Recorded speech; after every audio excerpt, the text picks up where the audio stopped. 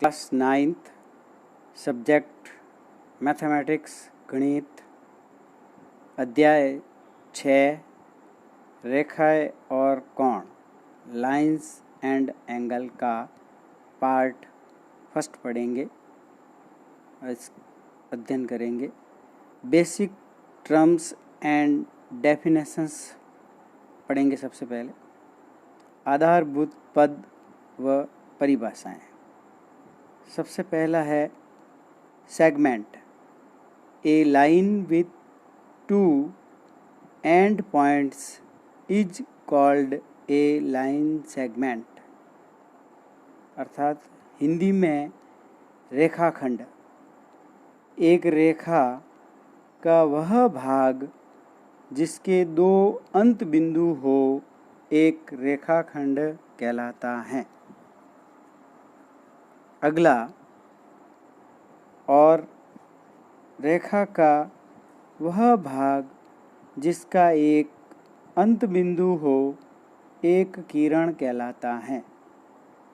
यानी a part of a line with one end point is called a ray. इसी प्रकार if 3 or more points lie on the same line, they are called collinear points।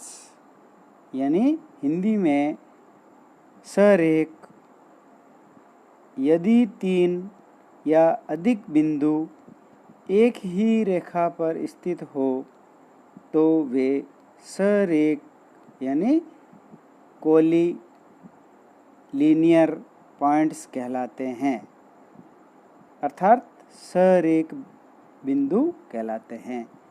अन्यथा वे असरेख non collinear points कहलाते हैं।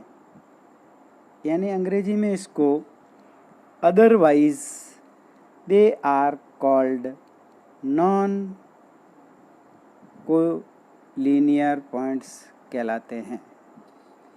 जब दो किरणें एक ही अंत बिंदु से प्रारंभ होती हैं तो वे कोण बनता है यानी एंगल बनता है। यानी टू रेज कोण को बनाने वाली दोनों किरणें कोण की भुजाएं आर्म्स या साइड्स कहलाती हैं और वह उभयनिष्ठ अंत बिंदु कोण का शीर्ष यानी वर्टेक्स कहलाता है। इसी प्रकार इसको अंग्रेजी में अगर देखें तो when two rays originate from the same end point they make an angle. The rays making an angle are called the arms of the angle and the end points is called the vertex of the angle. अगला points पढ़ेंगे हम। Types of angle यानी कोणों के प्रकार। पहला है न्यून कोण। इसको अंग्रेजी में एक्यूट एंगल कहते हैं। दूसरा है समकोण। इसको राइट एंगल कहते हैं। तीसरा है अधिक कोण। इसको ऑब्ट्यूस एंगल कहते हैं। अगला चौथा है रिजु कोण जिसको स्ट्रेट एंगल कहते हैं। अंत में लास्ट है पांचवा प्रतिवर्ती कोण जिसको रिफ्लेक्स एंगल कहते हैं। इसको नीचे दिए गए चित्रों की सहायता से भी समझ सकते हैं। एक न्यून कोण का माप 0 डिग्री और 90 डिग्री के बीच होता है, जबकि एक समकोण का माप ठीक 90 डिग्री होता है। 90 डिग्री से अधिक परंतु 180 डिग्री से कम माप वाला कोण अधिक कोण कहलाता है। साथ ही याद कीजिए कि एक रिजु कोण 180 डिग्री के बराबर होता है या इसको सरल कोण भी कहा जाता है। वह कोण जो 180 डिग्री से अधिक परंतु 360 डिग्री से कम माप का होता है एक प्रतिवर्ती कोण कहलाता है।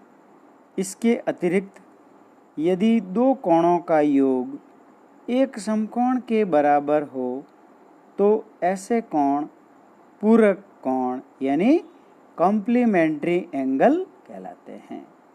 और वे दो कोण जिनका योग 180 डिग्री हो समपूरक कोण यानी सप्लीमेंट्री एंगल्स कहलाते हैं। अब इसको ही अंग्रेजी में पढ़ लेते हैं। An acute angle measure between 0 degree and 90 degree. दूसरा, where is a right angle is exactly equal to 90 degree. अगला, an angle greater than 90 degree but less than 180 degree is called an obtuse angle. Also recall that a straight angle is equal to 180 degree. An angle which is greater than 180 degree but less than 360 degree is called a reflex angle. Further, two angles whose sum is 90 degree are called complementary angle, and two angles whose sum is 180 degree are called supplementary angles. अगला topics पढ़ेंगे हम आसन कोण यानी adjacent angle. Two angles are adjacent if they have a common vertex, a common arm and their non common arm are on different side of the common arm. यानी दो कोण आसन कोण यानी एडजस्ट एंगल कहलाते हैं यदि उनमें एक उभयनिष्ठ शीर्ष हो, एक उभयनिष्ठ भुजा हो और उनकी वे भुजाएं जो उभयनिष्ठ नहीं होनी चाहिए। यानी एक भुजा उसमें उभयनिष्ठ होनी चाहिए यानी कॉमन होनी चाहिए और अन्य दो भुजा अलग अलग हो सकती हैं। इसके बाद में हम पढ़ेंगे intersecting line and non intersecting line. इसकी डेफिनेशंस एंड परिभाषाएं अगले वीडियो के अंदर पढ़ेंगे। इसके पहले कुछ उदाहरण प्रश्नावली यानी एक्सरसाइज 6.1 के क्वेश्चन को सॉल्व करते हैं। एग्जाम्पल 1, आकृति 6.9 में रेखाएं पी क्यू और आर एस परस्पर बिंदु ओ पर प्रतिच्छेद करती हैं। यदि angle P O R ratio angle R O Q यानी कोण पी ओ आर अनुपात कोण आर ओ क्यू बराबर है 5:7 यानी 5:7, तो सभी कोण ज्ञात कीजिए यानी इसके find the total angle solve करेंगे। हम देखते हैं कि P O R plus R O Q बराबर 180 डिग्री है। क्यों? क्योंकि ये रेखिक युग्म कोण हैं, यानी लीनियर पेयर एंगल हैं। परंतु बट देखेंगे कि एंगल POR रेशियो ROQ यानी कोण POR अनुपात कोण ROQ बराबर है 5:7 यानी 5:7, जो कि दिया गया है प्रश्न में, गिवन बाई। अब इसको सॉल्व करने के लिए हम एंगल POR की वैल्यू निकालेंगे तो लिखेंगे 5/12 यानी 12 कैसा जाएगा, total angle of ratio sum of हो जाएगा, यानी इसकी कोणों की जोड़ हो जाएगी और बटा 12, और दोनों एंगल का मान होता है 180 डिग्री, अर्थात 5/12 इंटू 180 हो जाएगा। जब 180 को 5 से गुणा करेंगे यानी 180 को 5 से गुणा करेंगे और फिर 12 का भाग देंगे तो 75 डिग्री प्राप्त हो जाएगा। इसी प्रकार एंगल ROQ ज्ञात करने के लिए बराबर लिखेंगे 7/12 इंटू 180, वही 180 को यानी 180 को 7 से गुणा करेंगे और फिर 12 से भाग करेंगे तो मान प्राप्त हो जाएगा 105 डिग्री यानी 105 डिग्री। इसी प्रकार इसके एंगल POS बराबर है एंगल ROQ यानी कोण POS बराबर है कोण ROQ के, तो ये भी 105 डिग्री हो जाएगा। और क्यों हो जाएगा, ये शीर्षाभिमुख कोण है, यानी शीर्षाभिमुख कोण है, इस कारण से ये बराबर हो जाएगा। और दूसरा इसी प्रकार कोण SOQ बराबर हो जाएगा कोण POR बराबर 75 डिग्री यानी 75 डिग्री, ये भी शीर्षाभिमुख कोण है, इस कारण से बराबर हो जाएगा। अब हम प्रश्नावली 6.1 का प्रश्न फर्स्ट सॉल्व करते हैं। प्रश्न दिया हुआ है जिसके अंदर आपको फाइंड करना है एंगल BOE और प्रतिवर्ती कोण एंगल COE, यानी angle BOE and reflexive angle COE find करना है।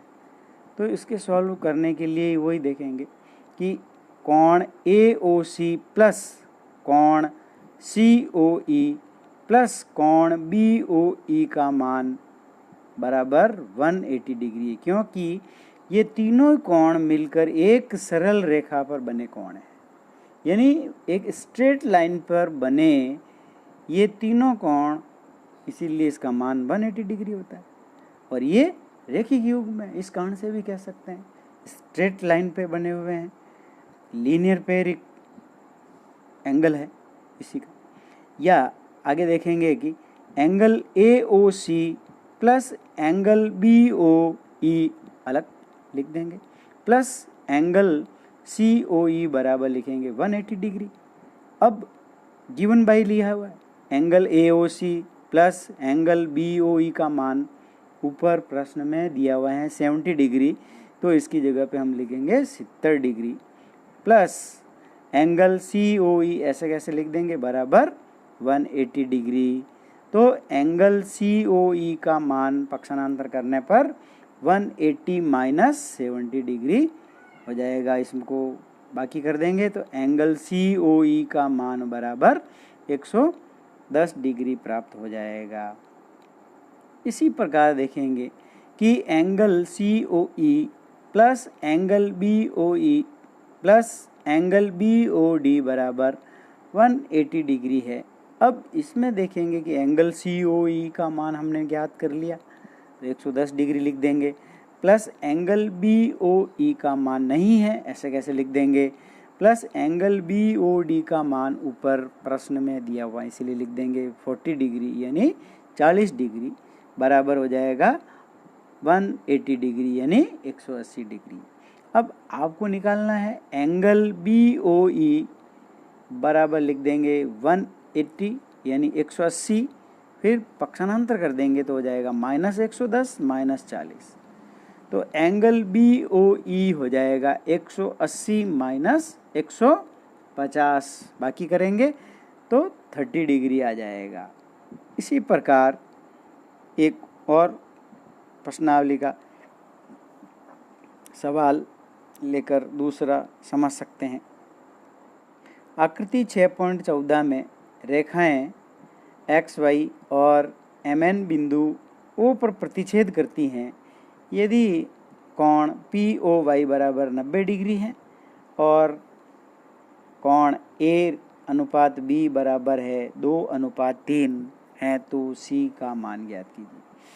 आपने पास में बुक्स होगी, इंग्लिश में भी ये प्रश्न लिखा हुआ है। In figure 6.14 lines XY and MN intersect at O if angle POY equal to 90 degree and A ratio B equal to है 2:3, तो फाइंड द एंगल C ज्ञात करिए।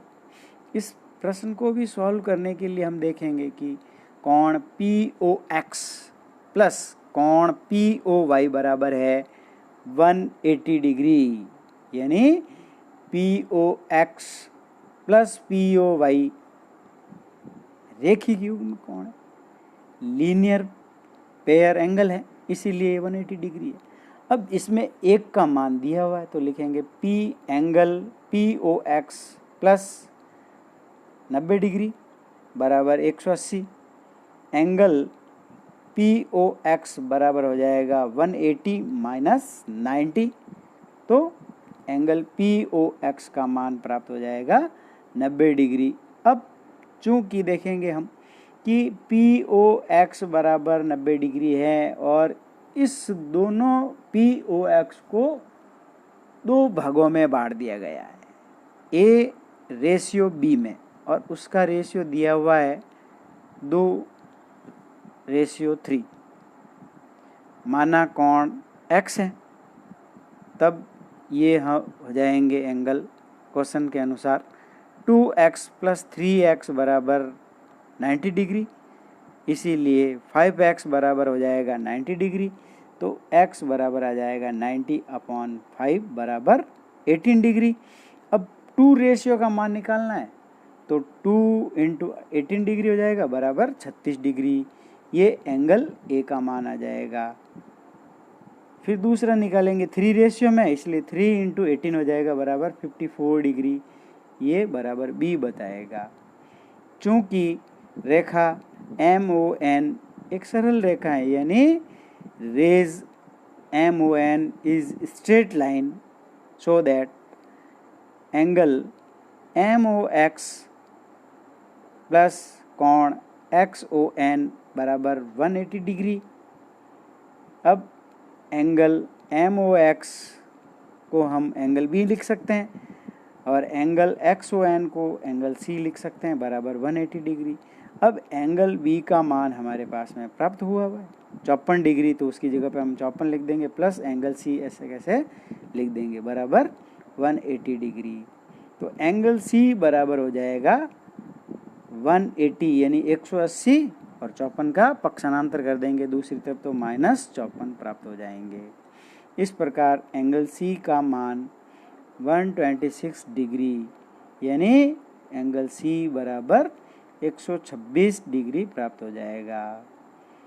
प्यारे विद्यार्थियों, इस वीडियो को 6.1 के वीडियो को डाउनलोड PDF इन डिस्क्रिप्शन में दिया हुआ है, जो कि आप डाउनलोड कर देंगे और इनको अपनी कॉपी के अंदर नोट्स जैसे उतार लेंगे और फिर एक्सरसाइज 6.1 के जो होमवर्क में क्वेश्चन दिए जाए उसको सॉल्व करेंगे।